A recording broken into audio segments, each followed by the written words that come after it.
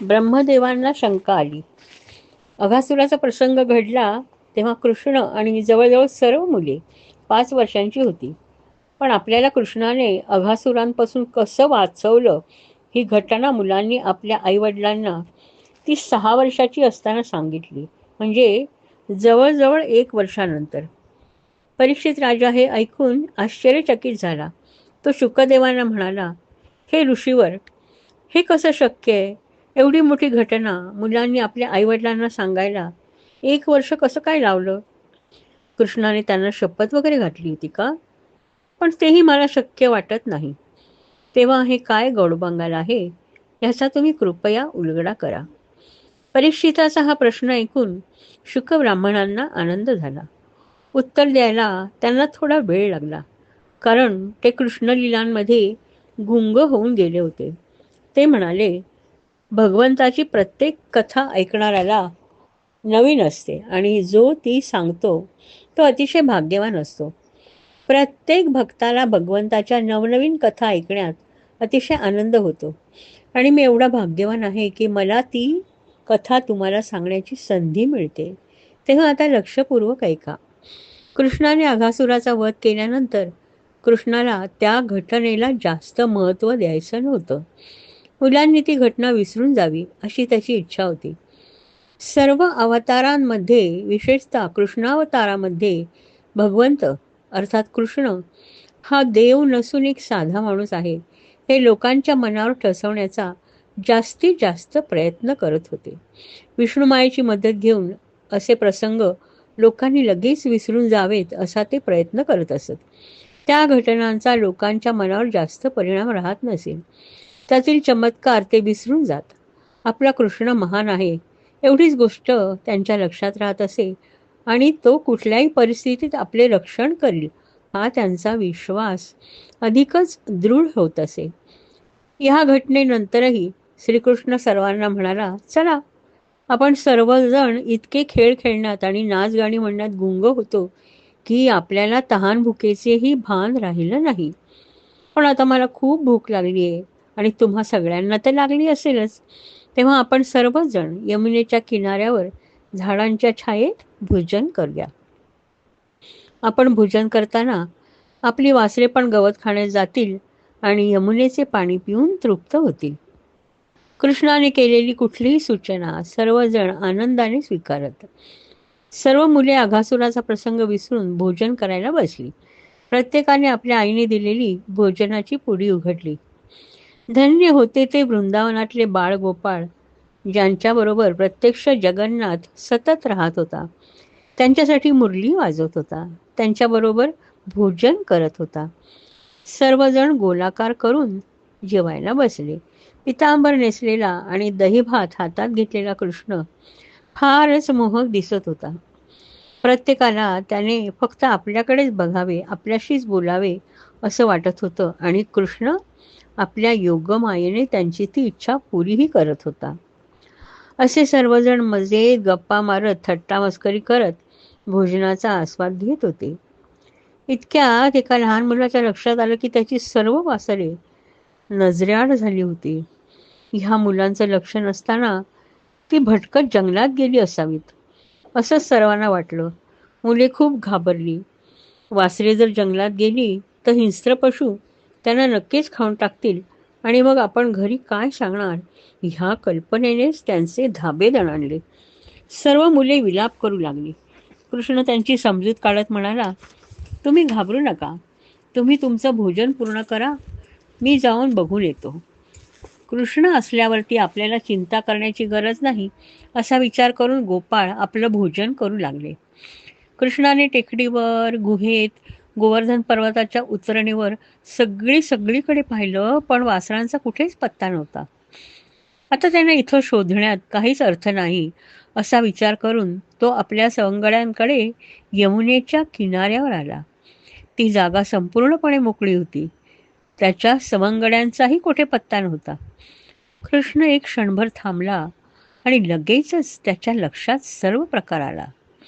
ज्या वेळेस अघासुराचा वध झाला तेव्हा देवांनी तो गाणी गाऊन आणि अप्सरांनी नाच करून साजरा केला. त्या आवाजाने ब्रह्मदेव आपल्या महालातून बाहेर आले आणि काय घडतंय हे बघू लागले. त्या लहान बालकाचं धैर्य बघून त्यांना फार आश्चर्य वाटलं आणि ह्या बालकाची अजून परीक्षा घेण्याचं त्यांनी ठरवलं. त्यांनी सर्व वासरांना पकडलं आणि त्यांना गुहेत लपवून ठेवलं. कृष्ण वासरांना शोधायला गेला असताना त्यांनी त्याच्या सवंगड्यांना झोपवलं आणि वासरांबरोबरच गुहेत लपवून ठेवलं. कृष्णाने स्वतःशीच स्मितहास्य केले. ही ब्रह्मदेवांची खेळी आहे हे त्याच्या लक्षात आलं. तो स्वतःशीच म्हणाला, ब्रह्मदेवांच्या खेळीला तशीच खेळी खेळून मी प्रत्युत्तर देईन. नारायणांनी ठरवलं की ब्रह्मदेवांना आता आठवण करून देण्याची वेळ आली आहे की कृष्ण हा 2-3 चमत्कार करणारा लहान मुलगा नसून विश्वव्यापी चराचर सृष्टीमध्ये प्रत्येकामध्ये वास करणारा प्रत्यक्ष परमात्मा नारायण आहे. भगवंतांची किमया. 1 वर्ष. परमात्मा एकच होता, परंतु त्याने बालके आणि वासरे सर्वांची रूपं घेतली.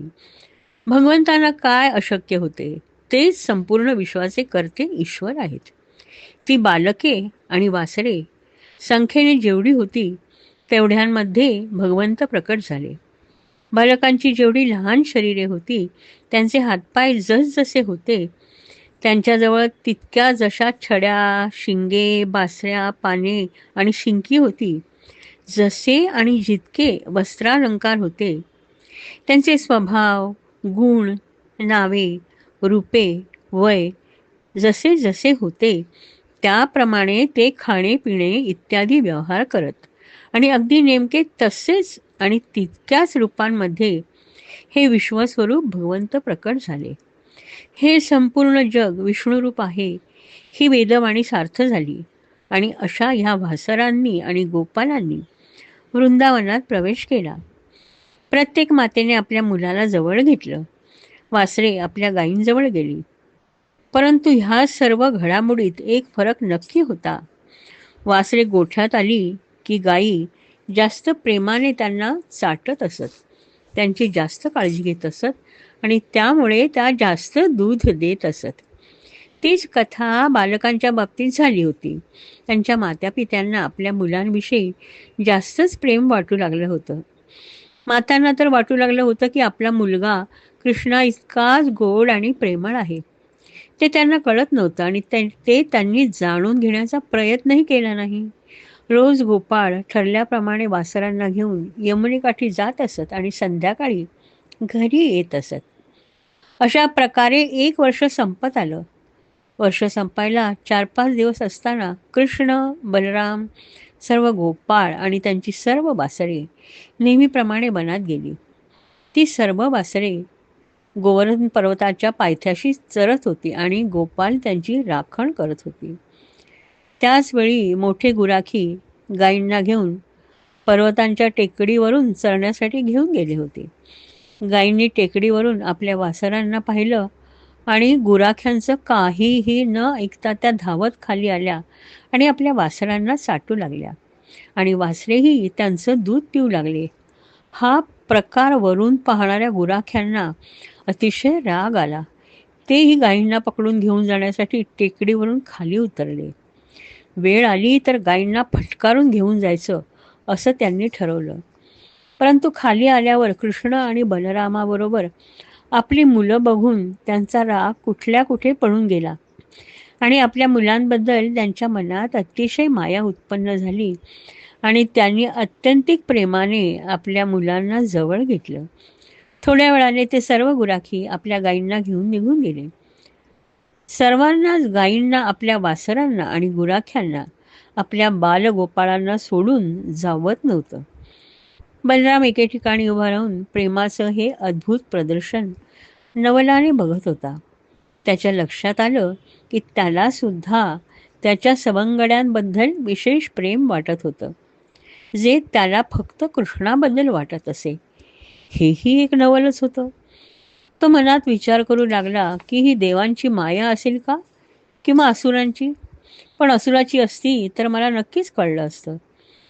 त्यानंतर त्याने आपले अंतःचक्षु उघडले आणि वासरांकडे आणि आपल्या सवंगड्यांकडे पाहिलं तर त्याला त्या सगळ्यांमध्ये फक्त कृष्ण दिसू लागला. तो कृष्णाकडे गेला आणि म्हणाला, कृष्णा, ही तुझी किमया आहे हे माझ्या लक्षात आलंय, पण मला सांग, ही किमया तू का केलीस? खरी वासरं आणि आपले सवंगडी कुठे आहेत? आणि ही किमया किती दिवस चालणार आहे? कृष्णाने मंदस्मित केलं आणि त्याला सर्व हकीकत सांगितली. ब्रह्मदेवांचे मानसिक क्लेश. गोपालांना आणि त्यांच्या वासरांना गुहेत लपून ब्रह्मदेव सत्यलोकात निघून गेले. तिथे त्यांचे द्वारपाल उभे होते, पण ते त्यांना आज सोडत नव्हते. त्यांची ती वागणूक बघून ब्रह्मदेवांना अतिशय राग आला आणि ते म्हणाले, मी स्वतः ब्रह्मदेव आहे आणि तुम्ही मला माझ्या घरात प्रवेश करू देत नाही? ही किती हास्यास्पद गोष्ट आहे. तेव्हा ते द्वारपाल म्हणाले, तू कोण आहेस आम्हाला माहीत नाही, कारण ब्रह्मदेव आतमध्ये दरबारात स्थानापन्न झालेले आहेत. तुला खोटं वाटत असेल तर तू स्वतः बघ. आणि त्यांनी त्यांना दरबारात डोकावून बघायला सांगितलं. ब्रह्मदेवांनी दरबारात पाहिलं तर त्यांना ऋषींच्या मध्यभागी ते स्वतः बसलेले दिसले. त्यांच्या बाजूला बसून सरस्वती वीणा वाजवत होती. दरबारात सर्वत्र शांतता होती. फक्त वीणेचे मधुर सूर ऐकू येत होते. ब्रह्मदेवांना अतिशय आश्चर्य वाटलं. वृंदावनात काय झालं हे बघण्यासाठी ते पृथ्वीवर आले तर तेथे कृष्ण, बलराम, गोपाल, वासरे ह्यांचे नित्यक्रम चालू होते. त्यांनी स्वतःचे डोळे चोळून चोळून परत बघितलं तरी त्यांना तेच दृश्य दिसलं. त्यांनी तर गोपाल आणि वासरांना गुहेत झोपून ठेवलं होतं. मग हे कृष्णाबरोबर कसे याचे त्यांना नवल वाटू लागले. त्यांना असं वाटलं की कृष्णाने त्यांना गुहेत जाऊन सोडवलं असावं, म्हणून ते घाईघाईने गुहेकडे गेले. पण तिकडे तर सर्वजण निद्रावस्थेत होते. त्यांना या रहस्याचा उलगडा होईना. खूप विचार करून सुद्धा त्यांच्या मनाचा गोंधळ संपेना. ब्रह्मदेवांची ही खेळी म्हणजे काजव्याने सूर्यासमोर चमकण्याचा प्रयत्न करावा त्याप्रमाणे निष्प्रभ ठरली होती. ब्रह्मदेवाच्या मनाचा तो गोंधळ बघून कृष्णाला त्यांची दया आली. त्याने ब्रह्मदेवांना दृष्टांत दिला. आपल्या भक्तांच्या मदतीसाठी नारायणांनी असंख्य रूपे धारण केली होती. ब्रह्मदेवांना प्रत्येक गोपालामध्ये, प्रत्येक वासरामध्ये आणि निळसर ढगाप्रमाणे कांती असलेले पितांबर नेसलेले, 4 हातांमध्ये शंख, चक्र, गदा आणि लाल कमळ घेतलेले नारायण दिसू लागले. ते एखाद्या दगडी पुतळ्याप्रमाणे निस्तब्ध झाले. त्यांनी पाहिलं तेव्हा नारायणांची सर्व रूपे अदृश्य झाली होती आणि त्या जागी गोपाल आणि वासरे दिसू लागली. ब्रह्मदेवांना आपल्या उद्धटपणाची जाणीव झाली आणि ते अत्यंत खजील झाले. त्यांनी नारायणांच्या चरणांशी लोटांगण घातले. आपण नारायणांना न ओळखता केलेल्या मूर्खपणाच्या खेळीबद्दल त्यांनी मनापासून क्षमा मागितली आणि आपला आदर व्यक्त करण्यासाठी त्यांना 3 प्रदक्षिणा घातल्या आणि नारायणांची स्तुती करत सत्यलोकात निघून गेले. कृष्णाने स्वतःच्या मायेने गोपालांना यमुनेच्या किनाऱ्यावर सोडले आणि सर्व वासरांना घेऊन तो त्यांच्याजवळ आला. ते त्याची वाट बघतच होते. ते म्हणाले, कृष्णा, तू किती पटकन वासरांना घेऊन आलास. आमचं अजून भोजनही झालं नाही. तेव्हा आपण सर्वजण भोजन संपवूया आणि मग घरी जाऊया. त्याप्रमाणे भोजन झाल्यावर सर्वजण घरी जाण्यास निघाले. वाटेत कृष्णाने फुलांच्या माळा करून आपल्या गळ्यात घातल्या. मोरपीस आपल्या मुकुटात खोचलं. मुले आपापल्या घरी गेली. कृष्णाने आपल्याला अघासुरापासून कसं वाचवलं याची कथा सांगू लागले. पण त्यांच्याकडे कोणी लक्षच दिलं नाही. सर्वजण ती घटना विसरले होते. बलरामाकडून धेनुकासुराचा वध. कृष्ण आणि त्याचे सवंगडी आता साधारण 6 वर्षांचे झाले होते. ते रोज वासरांना चरायला वनात घेऊन जात असत. कृष्ण रोज बासरी वाजवत असे. त्याचे सर्व सवंगडी त्याची बासरी मोठ्या तन्मयतेने ऐकत असत. एक दिवस नेहमीप्रमाणे कृष्ण आणि बलराम आपल्या सर्व लवाजम्यासह त्या सुंदर वनात आले. त्या वनात हरणे इकडे तिकडे बागडत होती. पक्षी किलबिलाट करत होते. मधमाशा गुंजारव करत होत्या. यमुनेचे पाणी एखाद्या सत्पुरुषाच्या शांत मनाप्रमाणे संथ वाहत होते. कृष्णाने बलरामाला हाक मारली आणि तो म्हणाला, दादा, या झाडांकडे बघ. ही झाडे फुलांनी किती बहरली आहेत. त्यांच्या फांद्या फुलांच्या भाराने जमिनीला टेकू लागल्या आहेत. मला असा भास होतोय की जणू त्या फांद्या तुझ्या चरणांना वंदन करून त्यांच्या पूर्वजन्मी केलेल्या पापांपासून मुक्ती मागतायत, ज्यामुळे त्यांना वृक्षांचा जन्म मिळाला आहे. मधमाशा गुंजनाच्या रूपाने तुझे गुणगान गात आहेत, कारण त्यांना माहिती आहे की तू ईश्वर आहेस आणि ह्या पृथ्वीची पापी असुरांकडून सुटका करण्यासाठी तू पृथ्वीवर अवतरला आहेस. ऋषीमुनी दिसत नसले तरी ते ह्या झाडांमध्ये, पक्ष्यांमध्ये, मधमाशांमध्ये कुठेतरी दडलेले आहेत. तो सुंदर मोर पहा, आपला पिसारा फुलवून ते मोर तुझ्यासाठीच नाचत आहेत. ती धावणारी हरिणे म्हणजे जणू कुमारिकांचा समूह आहे. कोकिळा तुझी स्तुती करत गात आहे. खरोखर हे वृंदावन तुझ्या चरणाच्या स्पर्शाने पवित्र झाले आहे. बलरामाने कृष्णाकडून आपली सर्व स्तुती ऐकून घेतली आणि मंदस्मित केले. कृष्ण क्वचितच असा भावनिक होऊन बोलत असे. ते दोघे इतर मुलांबरोबर चालू लागले. कृष्ण फार आनंदात होता. तो मोरांबरोबर नाचत होता, हरिणांबरोबर पळत होता, मधमाशांबरोबर त्यांच्या आवाजात गुणगुणत होता. नेहमीप्रमाणे सर्वांचा वेळ मज्जेत जात होता. बलराम खूप दमला होता. हे बघून कृष्णाने त्याचे मस्तक आपल्या मांडीवर घेतले आणि तो त्याचे पाय दाबू लागला. श्रीदामा, सुबल, स्तोक कृष्ण हे तिघे कृष्णाचे प्रिय सवंगडी होते. ते कृष्णाजवळ आले आणि म्हणाले, कृष्णा, जवळच एक ताडवृक्षांचं मोठं उपवन आहे. त्या झाडांना खूप छान फळं आली आहेत. काही जमिनीवर पडली आहेत तर काही झाडावरच लटकत आहेत. ती फळी फारच चवदार आहेत, पण आम्हाला ती खाता येत नाहीत, कारण धेनुक नावाचा दुष्ट राक्षस त्या वनात राहतो आणि त्या वनाचं रक्षण करतो. तो एकटा नसून त्याच्याबरोबर त्याच्यासारखेच अनेक दुष्ट अनुयायी राक्षस आहेत. ते सर्व मनुष्याचं मांस खातात, म्हणून आम्ही तिथे जायला घाबरतो. परंतु त्या वनातून येणारा फळांचा गंध आम्हाला भुरळ पाडतोय. तू आणि बलराम तुमच्या बळावर धेनुक आणि त्याच्या इतर अनुयायांना नक्कीच ठार मारू शकाल. कृष्ण आणि बलरामाला आपल्या सवंगड्यांची विनंती ऐकून हसू आलं. ते त्यांच्याबरोबर ताडवृक्षांच्या उपवनाच्या दिशेने चालू लागले. त्यांनी त्या उपवनात प्रवेश केल्यावर बलरामाने आपल्या बलवान हातांनी एक एक झाड जोरजोरात हलवायला सुरुवात केली. त्यामुळे झाडांवरील फळे खाली पडू लागली आणि त्या फळांचा मोठा गालिचाच उपवनात तयार झाला. मुलं आनंदाने ती फळे गोळा करू लागली. त्या सगळ्या आवाजाने खेचर रूपात असलेला धेनुकासूर बाहेर आला. त्याच्या ढेंगा टाकत चालण्यामुळे पृथ्वी थरथरू लागली. तो खिंकाळत बलरामाच्या जवळ आला आणि त्याने बलरामाच्या छातीवर लाथ मारली आणि त्याच्या भोवती धावू लागला. तो परत परत आपले मागचे पाय उंचावून बलरामाला लाथा मारून ठार करण्यासाठी धावू लागला. बलरामाने त्याचे मागचे उंचावलेले पाय हातात पकडले आणि त्याला स्वतःच्या डोक्याभोवती गरगर फिरवू लागला. असे करत त्याने त्याला झाडांवर फेकून दिले. धेनुकासूर मरण पावला आणि तो पडताना त्याच्याबरोबर ते ताडवृक्षसुद्धा एका मागोमाग एक पडले. बलराम हा आदिशेषाचा अवतार होता. ज्याप्रमाणे एखादे वस्त्र आडव्या उभ्या धाग्यांनी बनलेलं असतं, त्याचप्रमाणे हे विश्व नारायण आणि आदिशेषापासून बनले. आदिशेष हे नारायणाचे स्वरूप आहे. त्यामुळे बलरामाने धेनुकासुराला इतकं सहजपणे ठार मारलं. त्यामध्ये आश्चर्य करण्यासारखं काहीच नव्हतं.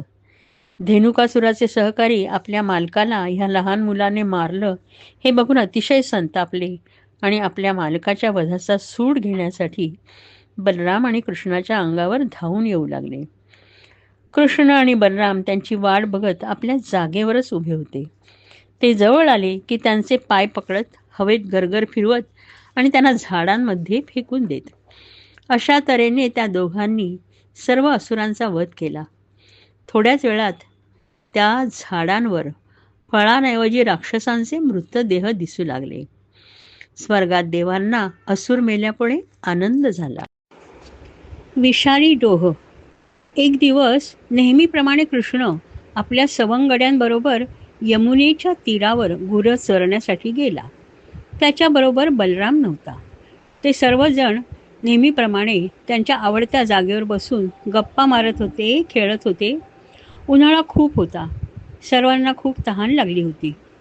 काही मुलं आणि गायी यमुनेच्या काठावर पाणी पिण्यासाठी गेली. यमुनेच्या किनाऱ्याजवळ पाण्याचा एक डोह होता. त्या डोहात कालिया नावाचा एक विषारी नाग राहत असे.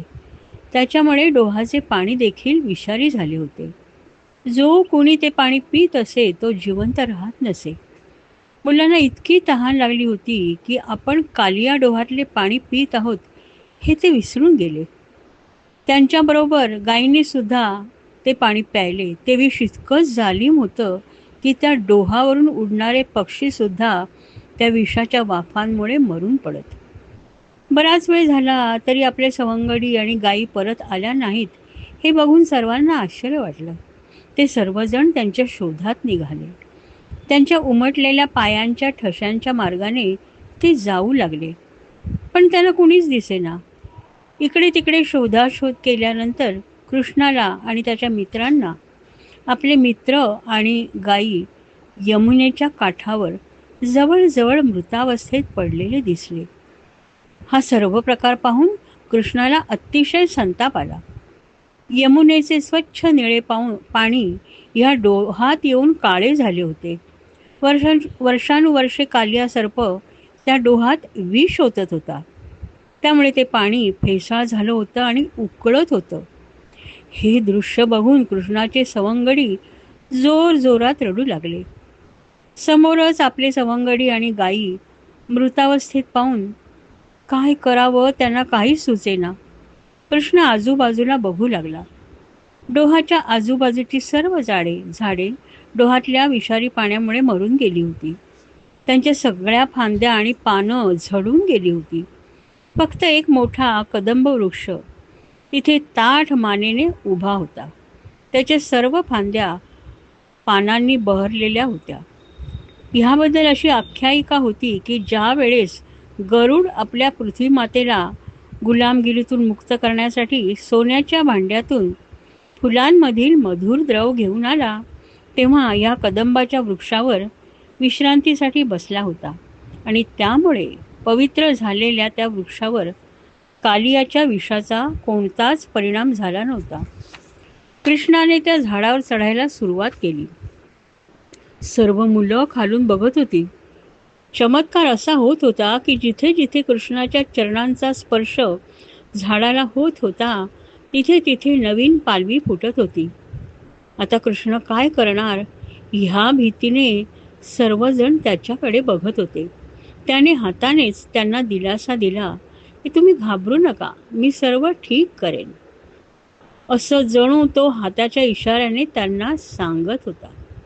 कृष्ण झाडाच्या सर्वात वरच्या फांदीच्या टोकाशी पोचला आणि त्याने तिथून कालियाच्या डोहात उडी मारली. खालून हे सर्व दृश्य बघणारी मुले अतिशय घाबरली. आता थोड्याच वेळात कृष्ण पण इतर मुलांसारखा मरणार ह्या कल्पनेने ती अतिशय घाबरली. त्यातली काही मुले नंदगोपाला ही हकीकत सांगण्यासाठी वृंदावनात पळाली. वृंदावनात ही हकीकत समजल्यावर एकच हाहाकार माजला. ही बातमी ऐकून यशोदा मूर्छित होऊन पडली. सर्वांनी तिला शुद्धीवर आणलं. नंदाची अवस्था पण अशीच झाली होती. वृंदावनातील सर्व माणसे आक्रोश करीत यमुनेच्या किनाऱ्यावर कालिया डोहाजवळ येऊन पोचली. बलरामाशिवाय कृष्णाला एकट्याला पाठवण्याचा पश्चाताप त्यांना होत होता. त्यांनी कृष्णाला ओळखलंच नव्हतं. हा नारायणांचा अवतार आहे हे त्यांना कधी कळलंच नाही. प्रत्येक संकटातून कृष्ण नारायणांच्या कृपेने वाचला अशीच त्या भाबड्या आणि निष्पाप लोकांची समजूत होती. बलराम हे सर्व ऐकत होता आणि मनाशीच हसत होता. कृष्ण कोण आहे, तो स्वतः कोण आहे, हे फक्त त्यालाच माहीत होतं. त्या दोघांच्याही अवताराचे देवरहस्य त्याला कुणालाच सांगता येत नव्हतं. तो सर्वांबरोबर मुकाट्याने यमुनेच्या तटावर गेला आणि कालिया डोहापाशी येऊन उभा राहिला. कालिया. कृष्णाने यमुनेच्या डोहात इतक्या जोराने उडी मारली की पाण्यामध्ये मोठी खळबळ माजली. एरवी शांत असलेल्या डोहामध्ये लाटा निर्माण झाल्या. कृष्ण त्या लाटांमध्ये मजेत पोहू लागला. गेली कित्येक वर्ष कालियाचा हा डोह अतिशय शांत होता. कालियाच्या लक्षात आलं की ह्या शांततेचा कोणीतरी भंग केलाय.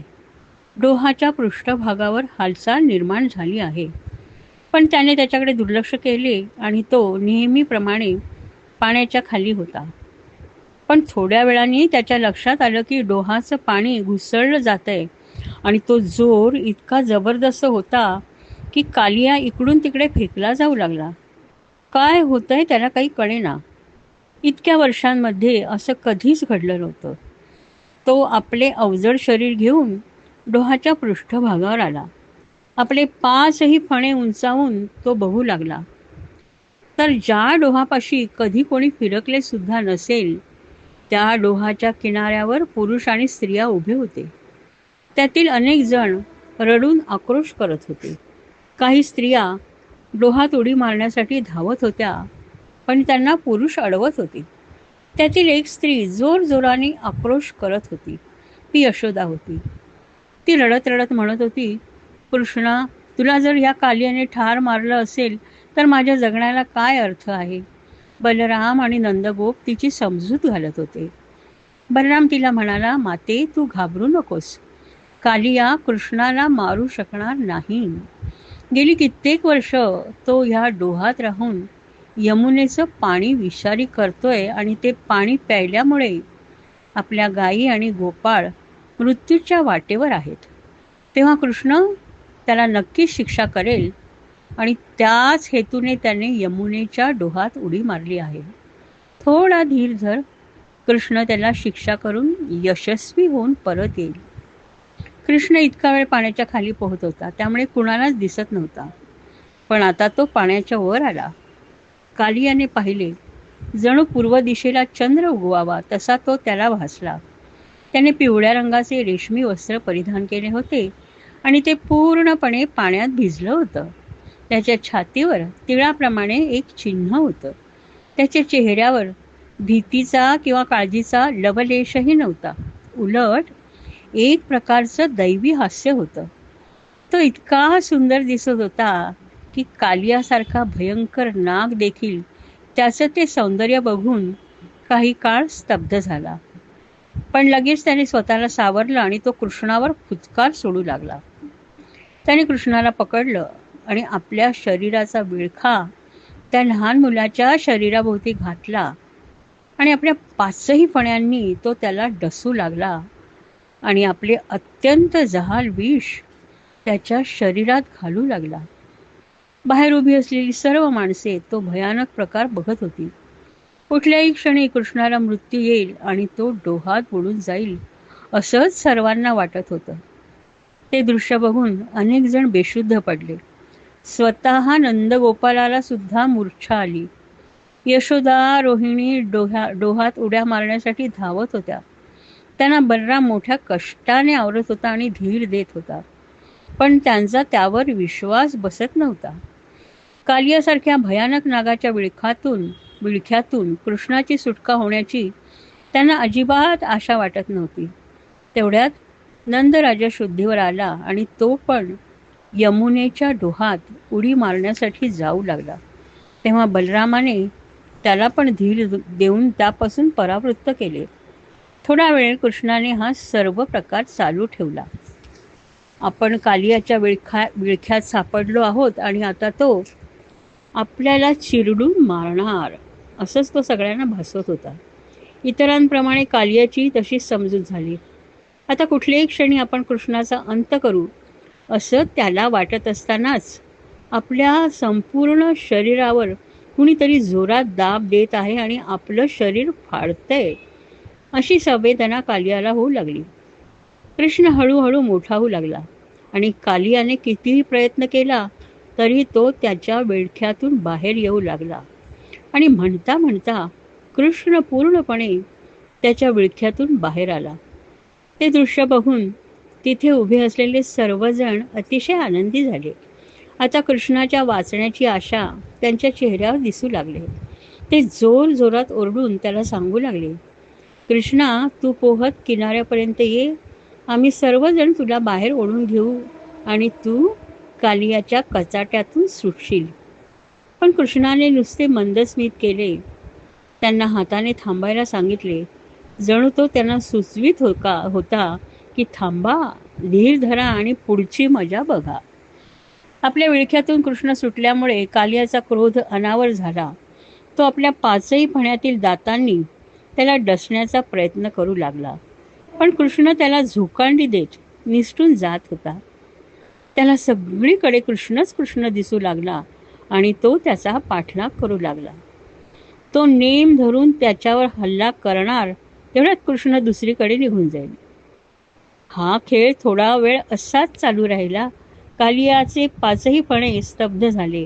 त्याच्या डोळ्यातून अंगार बाहेर पडत होते आणि त्याच्या जिभा विष ओकत होत्या.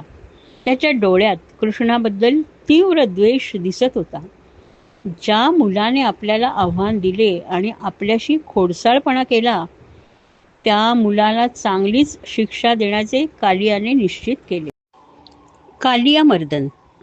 कालिया असा विचार करत असतानाच अचानक कृष्णाने हवेत उंच उडी मारली आणि कालियाच्या फण्यांवर येऊन स्थित झाला. हे दृश्य बघून सगळीकडे एकच हल्लकल्लोळ माजला. कृष्ण जिंकला होता, कारण तो कालियाच्या फण्यांवर उभा होता. कालियाला खूप प्रयत्न करून सुद्धा त्याच्या पायांखालून निसटता येईना. कृष्ण एका फण्यावर उभा राहिला की कालिया त्याच्या बाकीच्या 4 फण्यांनी डसण्याचा प्रयत्न करत होता. लगेच कृष्ण त्याच्या दुसऱ्या फण्यावर उडी मारत होता.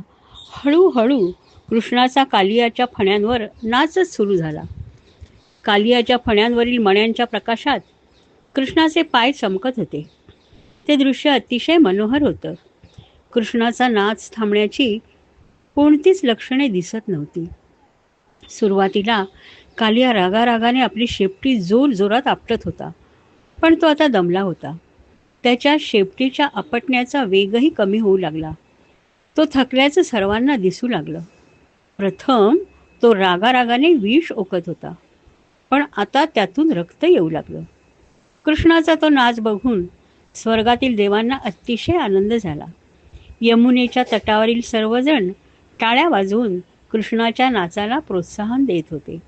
त्यांना आता कृष्णाबद्दल अजिबात चिंता वाटत नव्हती. कालियाला आता आपल्या मस्तकावर कोण नाचत आहे ह्याची कल्पना आली. त्याने मनोमन नारायणांना वंदन केले. हा सर्व प्रकार चालू असताना कालियाच्या सर्व बायका तिथे आल्या होत्या आणि कृष्णाने जर दया दाखवली नाही तर आपल्या स्वामींचा मृत्यू ओढवेल ह्याची त्यांना खात्री पटली. त्या पाण्याच्या पृष्ठभागावर आल्या आणि कृष्णाला वंदन करून अतिशय भक्तिभावाने त्याची प्रार्थना करू लागल्या. कृष्णाने पाहिलं आणि कालियाच्या सर्व बायका आणि मुले त्याच्यापुढे हात जोडून उभी होती आणि म्हणत होती, हे नारायणा, तुम्ही आमच्या स्वामींना शिक्षा करत आहात ते बरोबर आहे, कारण दुष्टांचं मर्दन करण्यासाठीच तुम्ही अवतार घेतलाय. तुम्ही आम्हाला शिक्षा दिली, पण आमच्या दृष्टीने ती शिक्षा नसून तुमची दैवी कृपाच आहे. तुम्ही जेव्हा पापी मनुष्याला शिक्षा करता तेव्हा तुमच्या कृपेने त्याची सर्व पापे नष्ट होतात. आमच्या पूर्वजन्माच्या संचितामुळे आम्हाला हा भयानक सर्पाचा जन्म मिळालाय, पण आमचे स्वामी कालिया ह्यांनी पूर्वजन्मी काहीतरी पुण्याचं काम केलं असणार, ज्यामुळे प्रत्यक्ष नारायणांनी आपले कमलचरण त्यांच्या मस्तकावर ठेवले. तुमच्या चरणांना स्पर्श करण्यासाठी ऋषीमुनी वर्षानुवर्षे तपश्चर्या करतात आणि आमच्या स्वामींना त्यांनी न मागता तुमच्या चरणांचा स्पर्श झालाय. इतकं भाग्यवान कोणी असू शकेल का? हे भाग्य तुम्ही आमचे स्वामी कालिया ह्यांना दिलंय, तेव्हा आम्ही मनापासून तुमचे आभार मानून तुम्हाला वंदन करतो. तुमच्या दर्शनाने आमच्या जीवनाचं सार्थक झाले, पण तरीही कालियांना जीवनदान देण्याची विनंती आम्ही तुम्हाला करतो. तुम्ही अत्यंत दयाळू आणि क्षमाशील आहात. कालियाने तुम्हाला न ओळखल्याने असे निंद कृत्य त्याच्याकडून घडलं, तेव्हा त्यांना क्षमा करून जीवदान द्या आणि आम्हाला आमचा आनंद परत द्या. कालिया थकव्याने अर्धमेला झाला होता. त्याचे उभारलेले सर्व फणे खाली पडले होते. त्याचा सर्व उद्धटपणा निघून गेला होता. कृष्ण त्याच्या मस्तकावरून खाली उतरला. कालियाला धाप लागली होती. तो आपले हात जोडून वंदन करत कृष्णाला म्हणाला, हे परमेश्वरा, मीपणा, अहमपणा हा अत्यंत वाईट रोग आहे आणि मी त्याने ग्रासलो होतो. पण आपल्या कृपेने आपण माझी त्यापासून मुक्तता केली आहे. मी सर्पाच्या योनीत जन्म घेतल्यामुळे दुष्टपणा हा माझा स्थायी भाव आहे आणि मी त्याप्रमाणेच वागत होतो. पण तुम्ही माझे अज्ञान दूर केलेत. तुम्ही कोण आहात याचं मला ज्ञान झालंय आणि मी आता कधीही उद्धटपणे दुष्टपणाने वागणार नाही. कृष्ण म्हणाला, कालिया, मी तुला क्षमा केली आहे, पण तुला आता इथे राहता येणार नाही. तू समुद्रात तुझ्या आप्तमित्रांबरोबर राहायला जा. नदीचे पाणी हे सजीवांना पिण्यासाठी असते.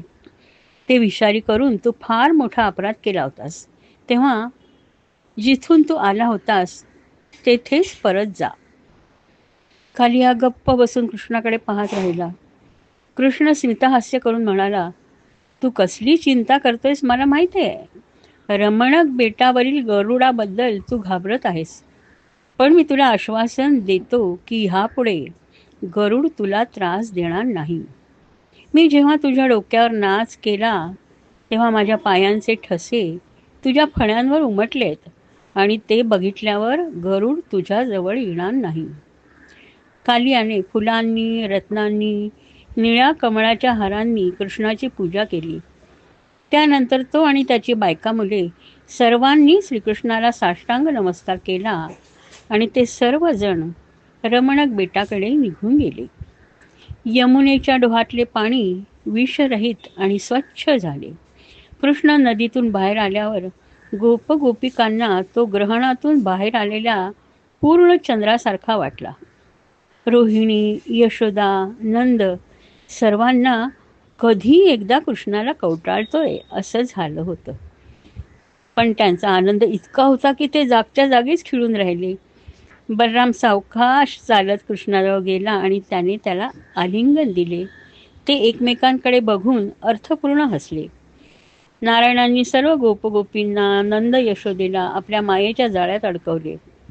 कृष्णाला कालियाच्या फण्यावर नाचताना त्यांनी सर्वांनी पाहिलं होतं, पण ते सर्व हे विष्णू मायेमुळे विसरून गेले. प्रत्येकाला कृष्ण सुखरूप परत आला ह्यातच आनंद होता. यशोदेने त्याला आपल्या मांडीवर घेतलं आणि तिच्या डोळ्यातून आनंदाश्रू ओघळू लागले. त्यांनी सर्वांनी नारायणांची कृपा समजून त्यांना शतशः धन्यवाद दिले. यमुनेचं पाणी प्यायलेले आणि बेशुद्ध पडलेले गोप आणि गायी उठून बसले. सर्वांनी रात्रभर यमुनेच्या किनाऱ्यावर राहून हा उत्सव साजरा केला. रमणक बेटावरील शत्रुत्व. परीक्षित राजाने कुतूहलाने शुकांना विचारलं, रमणक बेटाजवळ कालियाला गरुडाची भीती का वाटत होती? मला त्याबद्दलची कथा सांगा. शुकांनी स्मितहास्य केले आणि ते कथा सांगू लागले. ते म्हणाले, सर्वसाधारणपणे लोक सर्पदंशाला घाबरतात आणि त्यामुळे सर्पापासून असलेला धोका टाळण्यासाठी ते निरनिराळ्या मार्गांनी प्रयत्न करतात. त्यातलाच एक मार्ग म्हणून ते सापांना अन्नाचा बळी देत असत. प्रत्येक पौर्णिमेला पिंपळाच्या झाडाखाली सापांसाठी अन्नाचा बळी ठेवला जाईल. तो आणि सर्प तो स्वीकारत आणि आपल्या वचनाप्रमाणे माणसांना त्रास देत नसत. परंतु सर्प गरुडाला घाबरत असत, म्हणून त्यांना शांत करण्यासाठी आपल्याला मिळालेल्या अन्नातला थोडासा भाग त्याच पौर्णिमेच्या दिवशी ते गरुडाला देत असत. कालिया हा कद्रू नागिणीचा उद्धट मुलगा होता. त्याचे विष इतरांपेक्षा जास्त प्रभावी असल्याने त्याच्यात जरा जास्तच अरेरावी आली होती. तो म्हणत असे, आपल्याला मिळालेल्या अन्नातला भाग गरुडाला देणे म्हणजे भ्याडपणा आहे आणि त्याने गरुडासाठी ठेवलेले अन्न स्वतः खाऊन टाकले. हे बघून गरुडाला अतिशय राग आला. त्याला तो अपमान अजिबात सहन झाला नाही. त्याने अतिशय द्वेषाने आपले प्रचंड मोठे पंख पसरून कालियाकडे झेप घेतली. कालियाची आई कद्रू आणि तिच्या मुलांनी पूर्वी गरुडाच्या आईला खूप त्रास दिला होता. ते वैरही गरुडाच्या मनाला बोचत होतं. कालिया धीटपणे आपले 5 फणे उभारून विष फेकत त्याला सामोरा गेला. आपल्या विषारी दातांनी त्याने गरुडाला परत परत दंश केला. गरुड हा नारायणांचे वाहन होता आणि नारायणांचा मोठा भक्त होता. कालियाच्या ह्या भीषण हल्ल्याचा त्याला अतिशय राग आला आणि त्याने आपल्या पंखांनी कालियाला जमिनीवर पाडले. कालियाला तो आघात सहन झाला नाही. तो वेदनेने तळमळू लागला. तो घाईघाईने तिथून निघाला आणि यमुनेच्या डोहात पळाला. गरुडाला त्याच्या मागे त्या यमुनेच्या डोहात जाण्याची हिंमत झाली नाही. त्यानंतर शुक परीक्षिताला म्हणाले, ह्याबद्दलची कथाही मी तुला सांगतो. ह्या यमुनेच्या डोहात पूर्वी अनेक मासे राहत होते. एकदा गरुड त्या डोहाच्या म्हणजेच छोट्या सरोवरावरून उडत असताना त्याला ते मासे दिसले. त्यांना खाण्यासाठी तो खाली झेपावला. तिथे किनाऱ्यावर सौभरी नावाचे एक ऋषी उभे होते. त्यांनी गरुडाला मासे न खाण्याबद्दल सुचवलं, पण गरुडाने त्यांच्या बोलण्याकडे दुर्लक्ष करून माशाला खाऊन टाकलं. सौभरी ऋषींनी पाहिले, त्या माशाच्या मादीची छोटी पिल्ले अनाथ झाली होती. त्यांना त्या पिल्लांची अतिशय दया आली आणि गरुडाचा संताप आला. त्यांनी रागाने गरुडाला शाप दिला, ह्यापुढे खाण्यासाठी ह्या डोहाच्या जवळ जरी आलास ना तरी त्यात तुझ्या शरीराचे असंख्य तुकडे होतील. ही कथा कुणाकडून तरी कालियाला समजलेली होती आणि म्हणून तो घाईघाईने त्या डोहाकडे रवाना झाला, जेणेकरून तिथे त्याचे गरुडापासून रक्षण होणार होते. आणि त्यामुळे आजत गायत कालिया ह्या डोहात राहत होता आणि समुद्रात जायला घाबरत होता. परंतु आता त्याच्या फण्यावर नारायणांची पदचिन्हे असल्यामुळे त्याला गरुडाची भीती राहिली नव्हती. कालिया समुद्रात निघून गेल्यावर सर्वजण त्या रात्री यमुनेच्या किनाऱ्यावरच राहिले. दिवसभरांच्या घटनांनी सर्वजण थकले होते. त्यांना गाढ झोप लागून गेली. अचानक यमुनेच्या आजूबाजूला असलेल्या जंगलात वणवा पेटला आणि त्या वणव्याने गोपींना घेरलं. त्यांना जाग आली आणि ती आग बघून ते अतिशय घाबरले. त्यांनी कृष्णाची प्रार्थना केली, हे कृष्णा, केवळ आता तूच आमचा रक्षण करता आहेस. आमच्यावर दया कर आणि आम्हा सर्वांची ह्या आगीपासून मुक्तता कर. कृष्णाला त्यांची दया आली. ज्याप्रमाणे समुद्र मंथनातून निघालेले विष देवांच्या कल्याणासाठी महादेवांनी प्राशन केले होते, त्याप्रमाणे श्रीकृष्णाने गोपींच्या रक्षणासाठी तो अग्नी गिळून टाकला आणि त्यांचं रक्षण केलं. प्रलंब असुर. उन्हाळा सुरू झाला होता, पण जिथे कृष्ण आणि बलराम होते अशा वृंदावनात नेहमी वसंत ऋतू असे. धबधब्याच्या पाण्याचा संगीतमय आवाज येत होता. त्याच्या जोडीला कीटकांचा गुंजारव संगीतमय साथ देत होता. वृक्षवेलींवर निरनिराळ्या प्रकारची सुवासिक फुलं फुलली होती आणि सरोवरांमध्ये निळी, पांढरी, लाल रंगांची कमळं उमलली होती. सगळीकडे हिरवळ पसरली होती. वाऱ्याने फुलांचा आणि हिरवळीचा सुगंध वातावरणात पसरत होता. इथे सूर्याच्या उष्णतेची धग लागत नव्हती. आजूबाजूला असलेल्या छोट्या झऱ्यांमुळे जमीन ओलसर राहत होती. कोकिळा, वेगवेगळे पक्षी गाणी गात होते. मोर आपला पिसारा फुलवून नाचत होते. अशा ह्या रम्य वनामध्ये श्रीकृष्ण, बलराम आणि त्याचे मित्र गुरे चरायला घेऊन येत असत. कृष्णाच्या एका हातात त्याची बासरी असे आणि दुसऱ्या हातात गुरांना राखण्याचा चाबूक असे. त्यांचा सर्व वेळ ते नाच, गाणी, निरनिराळ्या प्रकारचे खेळ खेळण्यात घालवत असत. लपंडाव, बेडकाच्या उड्या, कुस्ती असे अनेक ग्रामीण खेळ ते खेळत असत. ते त्यात इतके रमत असत की त्यांना वेळेचं भानच राहत नसे. खरोखर ती गुराखी मुले इतकी भाग्यवान होती की कृष्ण सतत त्यांच्या समवेत असे. प्रलंब नावाचा एक असुर होता. तो कंसाच्या दरबारात सरदार होता. त्याला कंसाने श्रीकृष्णाला मारण्यासाठी पाठवलं होतं. त्याने वनात प्रवेश केल्याबरोबर कृष्णाला त्याची चाहूल लागली. प्रलंबाने गुराख्याचे रूप धारण केले आणि तो त्यांच्यामध्ये मिसळून खेळू लागला. श्रीकृष्ण आणि बलराम दोघांच्याही ही गोष्ट ध्यानात आली, पण त्यांनी मुद्दामच त्याकडे दुर्लक्ष केलं. सर्व मुले एक खेळ खेळू लागली. सर्व मुलांचे 2 गट करण्यात आले. एका गटाचा नायक कृष्ण होता आणि दुसऱ्या गटाचा नायक बलराम होता. प्रलंब कृष्णाच्या गटात सामील झाला होता. त्यांचा खेळ असा होता की खेळामध्ये 2 गटांमधील जो गट हरेल त्यातील मुलांनी जिंकणाऱ्या गटातील मुलांना पाठीवर घेऊन जवळच असलेल्या पिंपळाच्या वृक्षापर्यंत जायचं. श्रीकृष्णाचा गट हरला होता. श्रीकृष्णाने श्रीदाम याला आपल्या पाठीवर घेतलं आणि गुराखाच्या वेशातील प्रलंबाने बलरामाला पाठीवर घेतलं. थोडं अंतर चालून गेल्यावर प्रलंबानं ठरवलं की आता बलरामाला घेऊन लांब पळून जायचं आणि त्याला मारूनच टाकायचं. त्याप्रमाणे कुणाचं लक्ष नसताना तो घाईघाईने चालू लागला. सर्वांच्या नजरापासून लांब गेल्यावर त्याने आपले असुरी रूप धारण केले. तो इतका मोठा प्रचंड झाला की बलरामसुद्धा एक क्षण थक्क झाला. प्रलंब एखाद्या पाण्याने भरलेल्या काळ्या ढगाप्रमाणे अकराळ विक्राळ दिसत होता आणि त्याच्या पाठीवर बसलेला बलराम विजेप्रमाणे दिसत होता.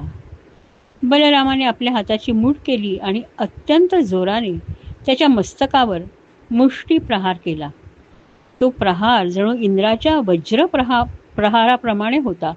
त्या प्रहाराने प्रलंबाचं मस्तक फुटलं आणि त्याच्या अकराळ विक्राळ मुखातून रक्त वाहू लागलं आणि दुसऱ्याच क्षणाला तो एखादा मोठा पर्वत कोसळावा त्याप्रमाणे कोसळला आणि गतप्राण झाला.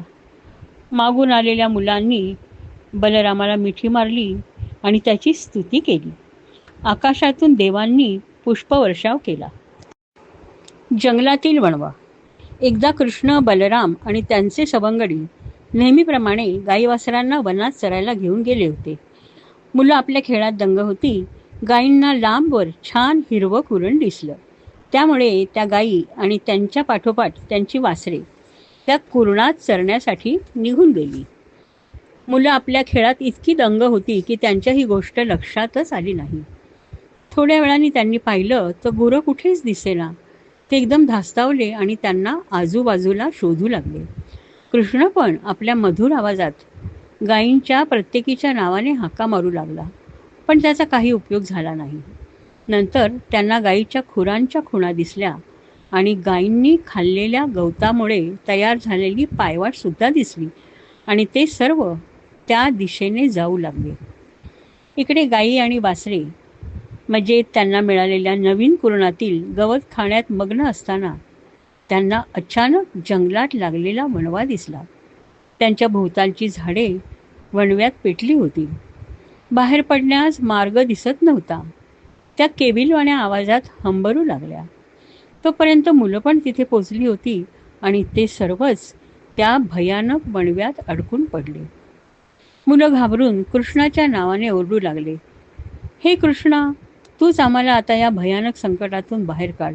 रामा, आम्हाला वाचव. गायींचं हंबरणं आणि मुलांचं ते केविलवाणीपणे ओरडणं वातावरणात भरून राहिलं. कृष्ण सर्वांना म्हणाला, कुणीही घाबरू नका. मी आहे ना. मी तुम्हाला या संकटातून सुखरूपपणे बाहेर काढीन. तुम्ही सर्वांनी डोळे घट्ट मिटून घ्या आणि मी सांगेपर्यंत उघडू नका. मुलांनी त्याप्रमाणे डोळे बंद केले. त्यांचा कृष्णावर पूर्ण विश्वास होता. तो आपल्याला ह्या संकटातून नक्की बाहेर काढेल ह्याची त्यांना खात्री होती.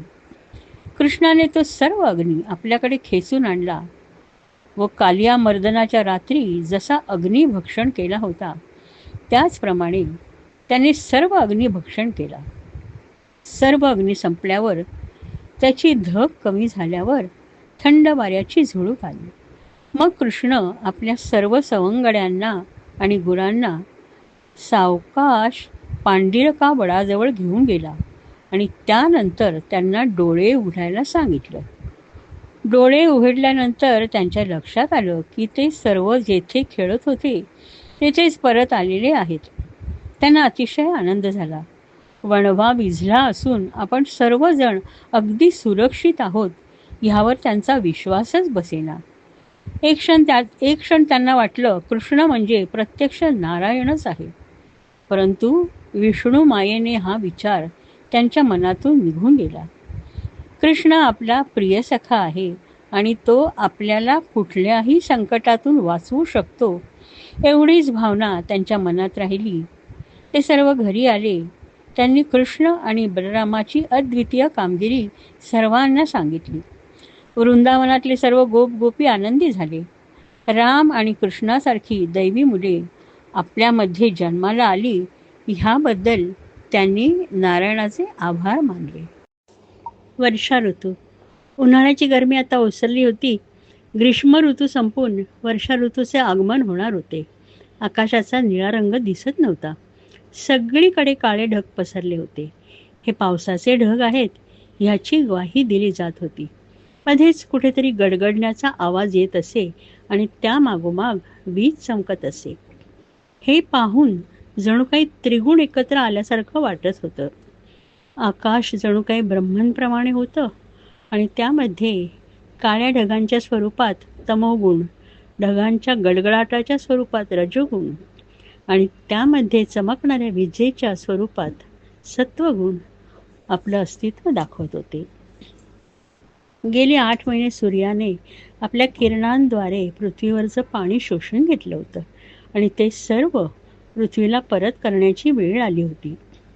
ज्याप्रमाणे राजा कराच्या स्वरूपात प्रजेकडून पैसे घेतो आणि नंतर त्याच कराचा उपयोग करून लोकांना सुखसोयी उपलब्ध करून देतो, त्याचप्रमाणे आपण पृथ्वीवरून घेतलेलं पाणी ढगांच्या माध्यमातून पृथ्वीला सूर्य परत करत होता.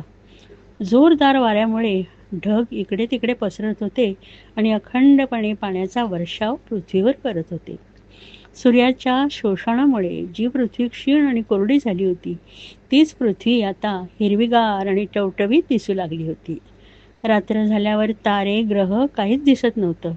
फक्त काजव्यांची मधूनच चमक दिसत होती. ज्याप्रमाणे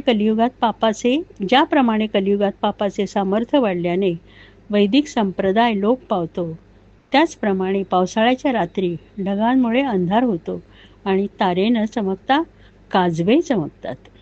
इतके दिवस शांत असलेले बेडूक जोरजोरात ओरडू लागतात. जणू काही एरवी गप्प असलेले विद्यार्थी आपले शिक्षक आल्यावर जोरजोराने आपले धडे म्हणू लागतात असं वाटतंय.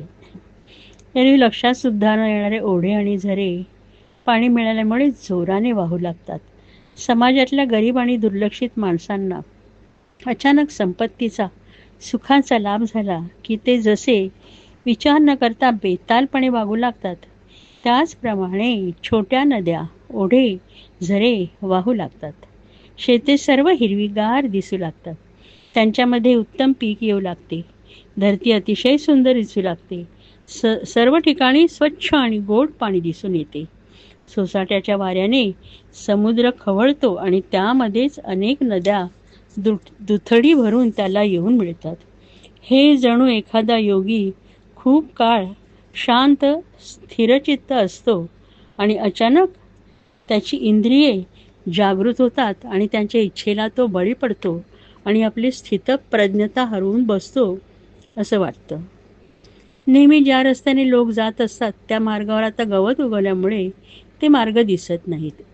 ज्याप्रमाणे वेद बराच काळ दुर्लक्षिल्यावर जसे विसरले जातात त्याप्रमाणे वाटतंय. ढगांमधील सर्व पाणी पडून गेल्यामुळे ढग रिकामे होऊन जात आणि त्यामुळे विजा त्यांच्याकडे फिरकत नाहीत. ज्याप्रमाणे एखाद्या श्रीमंत माणसाचा संपत्तीचा ऱ्हास झाल्यावर देवदासी त्याच्याकडे पाठ फिरवते तसं वाटतं. आकाशात इंद्रधनुष्य दिसू लागतं, पण अजूनही बरेच वेळा रात्री ढगांमुळे चंद्र लपला जातो आणि त्याचा पूर्ण प्रकाश पृथ्वीवर येऊ शकत नाही. जणू काही मनुष्याचा अहंकार त्याच्या नैसर्गिक तेजाला झाकाळून टाकतो असं वाटतं. मोर पिसारा पसरून नाचू लागतात. सुकलेले वृक्ष वेली जलरूपी जीवनरस मिळाल्यामुळे टवटवीत दिसू लागतात. सगळीकडे हिरवळ पसरते. नद्या दुथडी भरून वाहताना दिसतात. जिथे पाहावे तिथे पृथ्वीचे सौंदर्य दिसते. वृंदावनातील मुले सुद्धा ह्या पावसाचा आनंद उपभोगत होती. ते झाडांची कोवळी रुचकर मुळे खात होती, भिजत होती, खूप मजा करत होती. कृष्ण सुद्धा तिथे उभा राहून निसर्गाचं हे रूप आनंदाने बघत असे. मुसळधार पडणारा पाऊस, पर्वतांवरून कोसळणारे धबधबे, दुधाच्या ओझ्याने ज्यांची सडे जड झाली आहेत अशा गायी, मधांच्या पोळ्यातून मध गोळा करणाऱ्या स्त्रिया, इकडे तिकडे नाचणारे त्याचे सर्व सवंगडी, सर्व त्याचा आनंद द्विगुणित करत होते. सर्व मुले कृष्णाबरोबर नदी किनाऱ्यावरील खडकांवर बसून दुथडी भरून वाहणाऱ्या नदीकडे बघत भोजन करीत. बरेच वेळा कृष्ण हिरवळीवर पडून शांतपणे निरभ्र आकाश आणि वाऱ्याने हलणारी उंच झाडे, आजूबाजूला असलेली त्याची गायी, वासरे आणि त्याचे प्रिय सवंगडी ह्यांना न्याहाळीत असे. अशा प्रकारे सर्वांना आनंदी करून वर्षा ऋतू निघून गेला. आकाश निरभ्र झाले, वारा मंदावला. नद्यांच्या पाण्याचा गढूळपणा जाऊन ते स्वच्छ झाले. सरोवरात कमळे उमलली. सर्वत्र शांतता पसरली. शरद ऋतू. मनुष्याचे आयुष्य 4 अवस्थांमध्ये विभागले गेले आहे. ब्रह्मचर्य, गृहस्थाश्रम, वानप्रस्थाश्रम आणि संन्यासाश्रम. आपापल्या परीने प्रत्येक अवस्था कठीणच असते. ब्रह्मचर्यावस्थेत मुलगा गुरुघरी शिकायला जातो. त्याला त्यांची सेवा करावी लागते. त्यांच्या आज्ञेचे पालन करावे लागते. गुरूंनी शिकवलेल्या अनेक गोष्टी आत्मसात कराव्या लागतात. गुरूंनी सांगितलेली छोटी मोठी कामे सोशिकपणे करावी लागतात. ह्या अवस्थेमध्ये मुलांना शिस्त लावली जाते. मन इकडे तिकडे भरकटू नये ह्यासाठी शिस्त आवश्यक असते आणि हे सर्व यशस्वीपणे पार पाडण्यासाठी मुलाला परमेश्वरावर श्रद्धा ठेवावी लागते. त्याची भक्ती करावी लागते. ज्या योगे या छोट्या मोठ्या अडचणींवर तो सहजपणे मात करू शकतो. 2. गृहस्थाश्रम. ही पुढची अवस्था आहे. मुलगा आता पुरुष बनतो. त्याचा विवाह होतो. तो संसारी बनतो. मुलं होतात. घर, बायका, मुले यांची जबाबदारी त्याच्यावर येते. त्याला ह्या सर्वासाठी पैसे कमवावे लागतात. संसार करताना अनेक अडचणी आणि संकटे येतात आणि ह्या सर्वांवर मात करण्यासाठी त्याला परमेश्वरावर नितांत श्रद्धा ठेवावी लागते आणि त्याची भक्ती करावी लागते. तरच हा संसार सागर तरणे सोपे जाते. 3. वानप्रस्थाश्रम. ह्या अवस्थेत मनुष्याचा संसार जवळजवळ पूर्ण झालेला असतो. त्याची मुले कर्ती झालेली असतात. त्याच्यावरची जबाबदारी संपलेली असते. पण हळूहळू शारीरिक व्याधी त्याला त्रास देऊ लागतात. संसारातून लक्ष काढून घेण्याची ही वेळ असते. पण मनुष्याला ते कठीण जातं. त्याचा मानसिक त्रास होतो. ह्या जीवनावस्थेशी जुळून घेण्यासाठी मनुष्याची परमेश्वरावर श्रद्धा असणं अत्यंत महत्त्वाचं असतं. त्या श्रद्धेच्या आणि भक्तीच्या जोरावरच तो ही अवस्था पार करू शकतो. 4. संन्यासाश्रम. ही शेवटची अवस्था असते. ह्या अवस्थेत मनुष्याने सर्व संग परित्याग करून मोक्षाकडे जायचं असतं. पण ही अवस्था फार कठीण असते. त्यामध्ये अनेक अडचणी येतात. षड्रिपू त्याला मोह घालत असतात. त्यांच्यावर विजय मिळवणं फार कठीण असतं. संन्यासी होणं सोपं नसतं. पण ह्या अवस्थेत सुद्धा परमेश्वरावरील श्रद्धा आणि भक्ती त्याच्या उपयोगी येते. ह्यांच्या जोरावरच तो संकटांना तोंड देऊ शकतो आणि त्या अडचणी वाटत नाहीत. परमेश्वरच त्या दूर करतो. एकंदरीत मनुष्याच्या प्रत्येक अवस्थेत परमेश्वराची भक्तीच त्याला तारून नेते आणि त्याच्या सर्व अडचणी दूर करते. जेव्हा शरद ऋतू येतो तेव्हा तो मार्गातील सर्व अडचणी दूर करणाऱ्या परमेश्वराच्या भक्तीसारखा सुंदर असतो.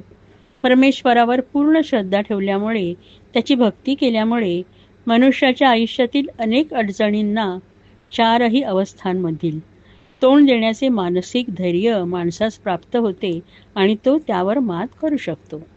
त्याचप्रमाणे शरद ऋतूत बऱ्याचशा अडचणी दूर होतात. काळे ढग निघून जातात, आकाश स्वच्छ होते. वर्षा ऋतूत कोरड्या जागेवर दाटीवाटीने बसलेले प्राणी जंगलात विहार करू शकतात. आकाशातले काळे ढग जाऊन पांढरे ढग दिसू लागतात. ते ढग अतिशय शांत असतात. जणू काही ऋषीमुनींनी सर्वसंग परित्याग केल्याने ते जसे शांत होतात तसेच हे ढग दिसतात. पर्वतांमधून ठराविक जागेतूनच नद्यांच्या रूपाने शांत पाणी वाहू लागते. जणू काही ज्ञानी लोक आपले ज्ञान योग्य व्यक्तींना देतात तसं भासतं. पावसाळ्यात पाणी भरपूर असल्यामुळे छोट्या छोट्या डबक्यांमध्ये पाणी साचतं. अनेक मासे आणि पाण्यातील कीटक त्यामध्ये राहतात. पण शरद ऋतूत पाणी आटल्यामुळे डबकी सुकू लागतात आणि ह्या जलचर प्राण्यांची स्थिती बिकट होते. ज्याप्रमाणे माणसे फक्त भौतिक सुखात दंग असतात, पुढच्या आयुष्याचा विचार करत नाहीत, तसं भासतं. शरद ऋतूत समुद्र शांत होतो. जणू काही माणसाने आपल्या मनातील भावनांवर विजय मिळवला असून त्याप्रमाणे तो वागतोय असं भासतं. शरद ऋतूत हळूहळू दिवसा उन्हाळा जाणवू लागतो, पण रात्री फार आल्हाददायक असतात. आकाश स्वच्छ असल्यामुळे चंद्र आणि तारे स्पष्ट दिसतात. वर्षा ऋतूत अस्ताव्यस्त झालेले मनुष्याचे, प्राणीमात्रांचे, वनस्पतींचे जीवन हळूहळू नेहमीप्रमाणे सुरू होते. निसर्गाला एक नवीन लकाकी येते. वनात सर्वत्र टवटवीतपणा दिसू लागतो. नद्या संथपणे वाहू लागतात. सरोवरांमध्ये कमळं उमलतात आणि त्या रंगीबेरंगी कमळांमुळे सरोवर सुंदर दिसू लागतात. सर्व ठिकाणी झाडांवर फुले फुलू लागतात आणि त्यांच्या सुगंधाने वातावरण सुगंधित होतं.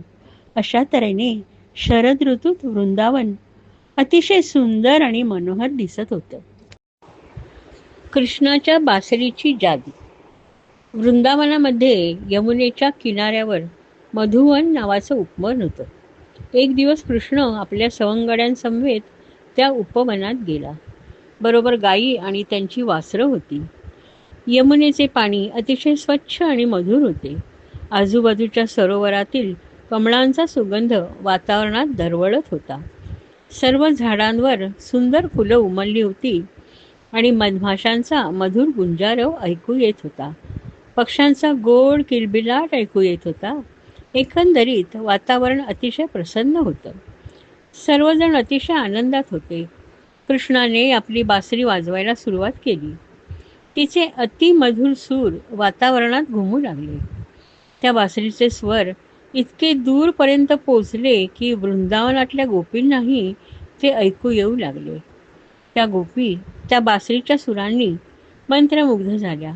कृष्णाशिवाय त्यांच्या मनात दुसरा कुठलाही विचार येत नव्हता.